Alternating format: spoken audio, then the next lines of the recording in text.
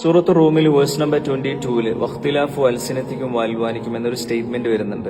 നിങ്ങളുടെ വർണ്ണവൈവിധ്യങ്ങളിൽ പോലും അള്ളാഹുവിന്റെ അടയാളങ്ങൾ ഉണ്ട് എന്നാണ് ഇതിന്റെ മീനിങ്. ഇബ്നു കസീറൊക്കെ പോലെയുള്ള ഖുർആൻ ഇന്റർപ്രിട്ടേഷൻ ഗ്രന്ഥങ്ങൾ നമ്മൾ ക്രോസ് ചെക്ക് ചെയ്യുന്ന സമയത്ത് ഇതിന്റെ ഇന്റൻഷൻ എന്താണെന്നുള്ളത് വളരെ ഡീറ്റെയിൽഡ് ആയിട്ട് നമുക്ക് മനസ്സിലാക്കാൻ പറ്റും. ഓരോ മനുഷ്യന്റെ മുഖരൂപത്തിലുള്ള വ്യത്യസ്തത, നിറത്തിലുള്ള വ്യത്യസ്തത, ശബ്ദത്തിലുള്ള വ്യത്യസ്തത, ഇതിലൂടെയൊക്കെ ശരിക്കും അള്ളാഹുവിന്റെ അടയാളങ്ങളെ കൃത്യമായിട്ട് മനസ്സിലാക്കാൻ പറ്റുന്നുള്ളതാണ്. ഞാൻ വളരെ ഷോർട്ടായിട്ട് ഒരു കാര്യം പറഞ്ഞുതരാം. ഇന്നത്തെ വേൾഡ് പോപ്പുലേഷൻ എന്നുള്ളത് 8.2 ബില്യൺ 820 കോടി ജനങ്ങളാണ്.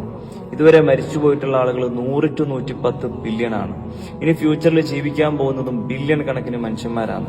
ഇവിടെയുള്ള മിറേക്കിൾ എന്താന്ന് വെച്ച് കഴിഞ്ഞാൽ ഇത്രയും കോടിക്കണക്കിന് മനുഷ്യന്മാർ ഇവിടെ വന്നുപോയിട്ടും ഒരു മനുഷ്യന്റെ ഫേസ് പോലും മറ്റൊരു മനുഷ്യന്റെ ഫേസിനോട് എക്സാക്ട് സിമിലാരിറ്റി ഇല്ല എന്നുള്ളതാണ്. ഓരോ മനുഷ്യന്റെ ഫേസും യുണീക്കാണ്.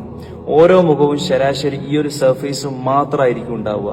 അതിൽ തന്നെയുള്ള ഓരോ കാര്യവും സെയിം ആയിരിക്കും. Eyes, nose, lips, each and every part of the human face. എന്നിട്ടും ഇത്രയും ബില്യൺസ് ഓഫ് യൂണീക് ഡിസൈൻസ് ഇത്രയും ഷാർപ്പായിട്ട് ആരായിരിക്കും ഡിസൈൻ ചെയ്തുകൊണ്ടിരിക്കുന്നുണ്ടാവുക? അതൊക്കെ അങ്ങ് റാൻഡംലി സംഭവിക്കുന്നതാണോ? ആക്സിഡന്റലി സംഭവിക്കുന്നതാണോ? ഞാൻ നിങ്ങളോട് 1000 വട്ടം ഉറപ്പിച്ച് തറപ്പിച്ച് പറയുന്നു, ഇതിന്റെയൊക്കെ പിന്നിൽ നന്നായിട്ട് പണിയറിയുന്ന ഒരാളുടെ വെൽ പ്ലാനിങ് ആക്റ്റീവാണ്. അതാരാന്നുള്ളത് നിങ്ങൾ ചിന്തിച്ചു പഠിച്ച് മനസ്സിലാക്കി നിങ്ങളുടെ മനസ്സിനെ തന്നെ പറഞ്ഞു പഠിപ്പിക്കുക.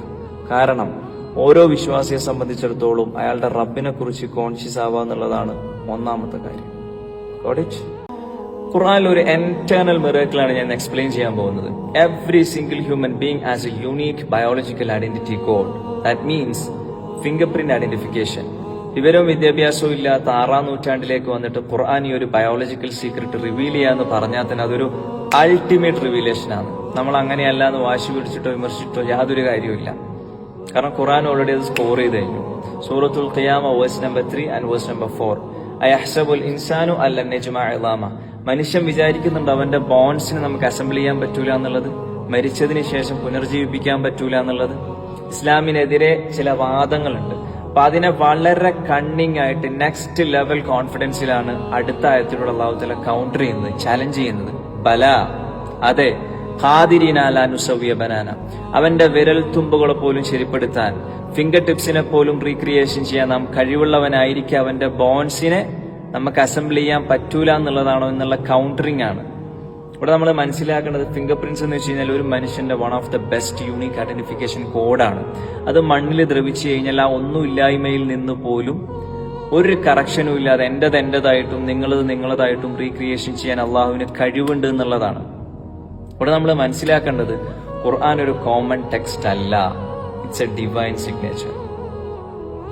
ഡാർക്ക് ഏജ് എന്ന് വിളിക്കപ്പെടുന്ന 6ാം നൂറ്റാണ്ടിലേക്ക് വന്നിട്ട് ഈ ഒരു ബയോളജിക്കൽ സീക്രട്ട് ഒക്കെ റിവീൽ ചെയ്യാന്ന് പറഞ്ഞു കഴിഞ്ഞാൽ ആ ഒരു കോൺഫിഡന്റ് ലെവൽ ഏതാ റേഞ്ച് എന്ന് നമ്മൾ ചിന്തിച്ചു നോക്കിയേ.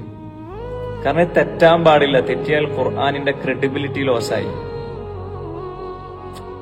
അപ്പൊ അതുകൊണ്ട് ദുനിയാവിന് വേണ്ടി മാത്രം പണിയെടുക്കാതെ അള്ളാഹുവിനെ കണ്ടെത്താനും മനസ്സിലാക്കാനും പടച്ചവനുമായിട്ട് കൂടുതൽ അടുക്കാനും നമ്മൾ ശ്രമിക്കുക.